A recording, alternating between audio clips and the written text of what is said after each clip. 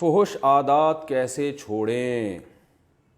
مجھے موبائل میں فحش چیزیں دیکھنے کی عادت پڑ گئی ہے، بہت چھوڑنے کی کوشش کی ہے مگر نہیں چھوٹ رہی۔ آپ سے درخواست ہے کہ کوئی حل بتائیں جس سے میں یہ برائی چھوڑ سکوں۔ میں عہد کرتا ہوں کہ آئندہ نہیں کروں گا مگر پھر گناہ ہو جاتا ہے۔ کیا اس طرح میری توبہ قبول ہوگی؟ 100 بار گر توبہ شکستی باز آ، کہتے ہیں 100 دفعہ بھی اگر آپ نے گناہ کیا ہے تو آپ 100 دفعہ توبہ کریں۔ توبہ کا دروازہ موت تک کھلا ہوا ہے۔ آپ گناہ کر کر کے تھک سکتے ہیں، اللہ توبہ قبول کر کے نہیں تھکتا۔ شیطان کرتا ہی ہے کہ پہلے تو گناہ کرواتا ہے، پھر جب انسان توبہ کرتا ہے پھر گناہ کرواتا ہے، پھر توبہ کرتا ہے گناہ کرواتا ہے، تو پھر شیطان کیا کرتا ہے؟ آدمی کو مایوس کرتا ہے، ابے تو کرتا ہی رہتا ہے، چھوڑ، توبہ سے کوئی فائدہ تو ہے نہیں۔ تو یہ شیطان کا دوسرا حملہ ہے۔ ایک حملہ وہ تھا جب اس نے گناہ کروایا تھا، ایک حملہ وہ ہے جب وہ توبہ سے آپ کو روک رہے ہیں۔ ہمارے ایک دوست تھے، بہت برائیوں میں مبتلا ہو گئے، کلاس فیلو تھے، تو میں ان کو لے گیا، حضرت حکیم اختر صاحب رحمہ اللہ تعالیٰ سے بیعت کرا دی میں نے ان کو، تو ان کی شراب بھی چھوٹ گئی اور بھی برائیوں میں مبتلا تھے، چھوٹ گئے، لیکن پھر ان سے گناہ ہو گیا۔ پھر انہوں نے توبہ کی، 2-4 دفعہ گناہ ہوا، پھر توبہ کی، تو ایک دن مجھے ملے، کہنے لگے یار اب تو توبہ کرتے ہوئے شرم آ رہی ہے۔ تو میں نے اپنے شیخ کو بتایا کہ یہ کہہ رہے ہیں کہ توبہ کرتے ہوئے شرم آ رہی ہے، تو انہوں نے فرمایا کہ ان کو کہیں کہ توبہ توڑتے ہوئے شرم آنی چاہیے، کرتے ہوئے تھوڑی آنی چاہیے۔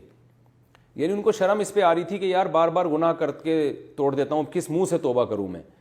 تو فرمایا توبہ توڑتے ہوئے شرم آنی چاہیے، اتنی شرم آئے کہ توبہ نہ توڑیں، اب کرتے ہوئے شرم آ رہی ہے۔ تو توبہ کے بغیر تو بھائی ہمارے پاس آپشن نہیں ہے، کیونکہ ہم جہنم کی آگ برداشت نہیں کر سکتے۔ گناہ 100 دفعہ ہوا ہے، 100 دفعہ توبہ کریں گے۔ دیکھیں ایک آدمی کے پاس ایک ہی ڈریس ہو اور وہی ہر شادی میں اس کو وہی پہن کے جانا ہے اور جانا بھی صاف ستھرا ہو کے، تو وہ ڈریس اگر 100 دفعہ بھی میلا ہوگا تو آپ یہ سوچ کے اس کو دھونا نہیں چھوڑ دو کہ یار اتنی دفعہ میلا ہو چکا ہے، جب بھی دھوتا ہوں پھر میلا ہو جاتا ہے۔ بھائی جب بھی میلا ہوگا آپ کے پاس کوئی دوسرا ڈریس تو ہے نہیں، تو آپ کو اسی کو دھو کے جانا ہے۔ تو اب آپ کے پاس نہ کوئی اور اللہ ہے، نہ آپ کے پاس جہنم میں جانے کا کوئی آپشن ہے، تو اب اللہ بھی ایک ہی ہے، معاف کرنے والا بھی وہی ہے، اور آپ بھی شیطان کی باتوں میں آ کے بار بار گناہ کرتے ہیں۔ تو پہلا کام تو یہ کرنا ہے، 100 بار بھی دن میں تو گناہ ہوگا تو آپ نے 100 بار توبہ کرنی ہے، یہ اس کا عزم کریں، میں توبہ نہیں چھوڑوں گا انشاءاللہ، یہ آپ نے پکا عہد کرنا ہے۔ دوسری بات، توبہ کی تکمیل میں یہ ہے کہ گناہ چھوڑنے کے اسباب بھی اختیار کیے جائیں۔ یعنی توبہ تو کہتے ہیں کہ جو ہو چکا اس پہ ندامت فی الحال چھوڑ دیں اور آئندہ نہ کرنے کا عزم، پکا عہد کریں کہ آئندہ نہیں کروں گا، دل میں نیت بھی ہو کہ نہیں کروں گا۔ اور اس کے بعد پھر توبہ کی تکمیل یہ ہے، یعنی آپ نے سچی توبہ کی ہے یا نہیں کی، اس کی علامت ہے کہ آپ گناہ سے بچنے کے اسباب بھی اختیار کریں۔ مثال کے طور پر موبائل پر آپ کو فحش فلمیں دیکھنے کی عادت پڑ گئی ہے تو چھوڑ دیں موبائل، اینڈرائڈ کچھ دنوں کے لیے، آپ سادہ موبائل رکھ لیں۔ لوگ کہتے ہیں اس کے بغیر گزارا نہیں ہے، تو جب موبائل نہیں تھا تو گزارا کیسے ہوتا تھا؟ کوئی پروگرام آپ نے علماء کا دیکھنا ہو تو اپنے کسی دوست سے 2 منٹ کے لیے ادھار لے لیں، یا اس کو بتا دیں یار مجھے دکھا دو۔ نہیں بھی ہوتا تو گناہ سے بچنا بہرحال پہلے ضروری ہے۔ تو ایک کام تو آپ نے یہ کرنا ہے، کچھ دن کے لیے موبائل چھوڑ دیں آپ۔ دوسرا کام یہ کرنا ہے کہ جب بھی گناہ آپ سے ہوگا، دوسرا کام آپ نے یہ کرنا ہے کہ وہ تمام چیزیں جو آپ کو گناہ کی طرف لے کر جاتی ہیں، کیونکہ انسان یہ چیزیں دیکھتا ہے تنہائی میں، تو تنہائی اختیار نہیں کرنی آپ نے۔ آپ اپنا سونے کا کمرہ ایسا رکھیں جہاں دوسرے بھی موجود ہوں، اور اس طرح کا کوئی انوائرمنٹ نہ ہو جو آپ بالکل تنہا اور بالکل اکیلے ہو جائیں۔ یہ بھی بہت خطرناک چیز ہے، اس سے انسان کی طبیعت گناہ کی طرف مائل ہوتی ہے۔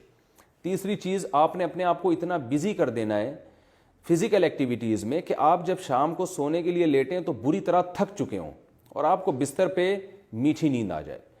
یہ بھی کام آپ کریں، اور اس سے جم وغیرہ جائیں، جاگنگ کریں اور ایکسرسائز کریں۔ اس سے فائدہ یہ ہوتا ہے کہ ہر وہ چیز جو انسان، جب آپ جم جاتے ہیں نا، ایک تو آپ کی انرجی یوٹیلائز ہوتی ہے اچھے کاموں میں، آپ کی باڈی گرو کرے گی۔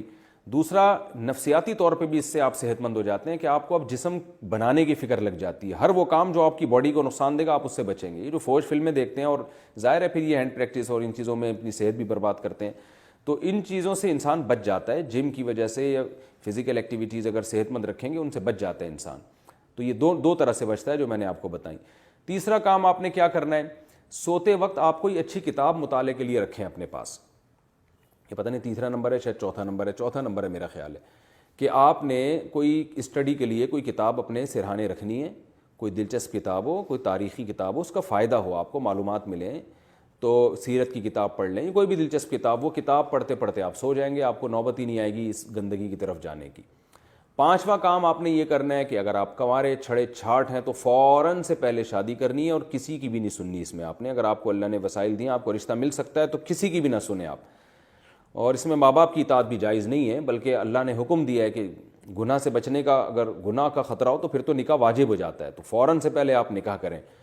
اور چھٹا کام آپ نے کیا کرنا ہے کہ کسی شیخ سے باقاعدہ اصلاحی تعلق بھی قائم کریں آپ، کوئی صحیح بزرگ ہوں جو سنت پر چلنے والے ہوں، بدعتی نہ ہوں، علم بھی ہو ان کے پاس۔ تو اگر آپ انڈیا سے ہیں تو اصلاحی تعلق قائم کریں ان سے، پاکستان سے ہیں یا عرب میں کہیں بھی ہیں تو ان کو بھی بتاتے رہیں، اپنے حالات لکھ کے دیں ان سے، تاکہ وہ بھی آپ سے گناہ چھڑوائیں، یہ بھی کام کریں۔ ساتواں کام آپ نے یہ کرنا ہے کہ آپ نے اپنی خواہش کو کم کرنے کے لیے روزے رکھیں، اگر ہمت اللہ نے دی ہے کثرت سے روزے رکھیں۔ یہ سارے پوائنٹ جتنے ہو سکیں اتنے تو کریں نا، اگر سارے نہیں ہو سکتے تو مایوس نہ ہو کہ یار مفتی صاحب نے اتنی ساری چیزیں بتا دی، اب تو یہ تو ہو ہی نہیں سکتا، تو جتنے ہو سکتے ہیں اتنے کریں۔ آٹھواں کام آپ نے یہ کرنا ہے کہ جب بھی گناہ ہو آپ نے اپنے آپ کو سزا دینی ہے۔ وہ سزا 2-3 روزوں کی صورت میں بھی ہو سکتی ہے، صدقے کی صورت میں بھی ہو سکتی ہے۔ سزا نہ اتنی زیادہ ہو کہ دی نہ جائے اپنے آپ کو، نہ اتنی کم ہو کہ پتہ ہی نہ چلے۔ مثال کے طور پر آپ نے کہا میں سزا یہ کہ میں 1 روپے صدقہ کروں گا، تو 1 روپے تو کرتے رہیں گے سارا دن، فوش چیزیں بھی دیکھتے رہیں گے۔ اور اتنی سخت سزا بھی نہ ہو کہ وہ اب آپ نے کہا 1 کروڑ روپے صدقہ کروں گا، وہ آپ کہہ رہے ہو یار کہاں سے 1 کروڑ روپے، تو اتنی ہو کہ دھچکا بھی لگے اور وہ سزا دی بھی جا سکے اپنے آپ کو، تو اس سے آہستہ آہستہ انشاءاللہ یہ برائی آہستہ آہستہ انشاءاللہ چھوٹے گی۔ اور پھر بھی وہ حضرت مرزوق رحمۃ اللہ علیہ کا شعر ہے کہ نہ چت کر سکے نفس کے پہلواں کو، تو یوں ہاتھ پاؤں بھی ڈھیلے نہ ڈالے۔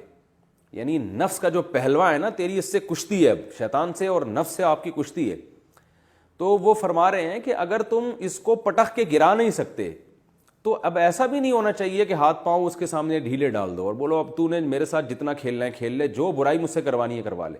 فرمایا ایسا بھی نہ کرو، رنگ میں اتر گئے، اب ساری زندگی کا پھڈا ہے شیطان سے اور نفس سے، لڑو، فائٹ کرو اس سے، تو کبھی وہ دبا لے، کبھی ایسا ہوگا وہ تجھے گرا کے گناہ کروا لے گا، کبھی تو دبا لے، کبھی تو بھی تو پٹخی دے کے گرانا اس کو، تو چلے گا، چلو کھیل ہو جائے گا نا، دونوں طرف ہونا چاہیے۔ اب آج تو نوجوانوں ہتھیار ہی ڈال دیے ہیں، شیطان ان کو گناہ کرواتا جا رہا ہے، تو اس لیے ہمت کریں، انشاءاللہ یہ گناہ چھوٹ جائے گا۔ لیکن جن گناہوں کی لت پڑ جاتی ہے وہ جلدی نہیں چھوٹتے، وہ آہستہ آہستہ ہی چھوٹتے ہیں، تو مایوس نہیں ہونا ہے، چھوڑنے کی کوشش کرنی ہے۔